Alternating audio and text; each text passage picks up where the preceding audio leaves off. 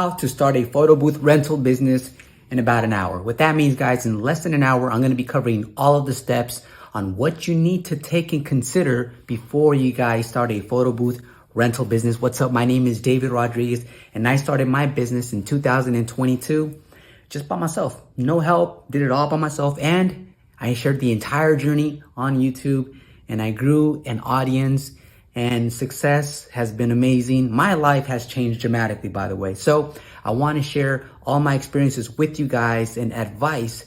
80 events later, also had the pleasure to have one-on-one mentorships with folks who want to get their business started. And I basically took the questions, the most common questions asked, and I'm also going to go ahead and include them here in this video. If you're watching this on YouTube, guys, this video is filled with timestamps because time is money, and I understand your time is valuable. So go ahead and skip to whatever timestamp you feel you need. So let's go ahead and jump into step number one.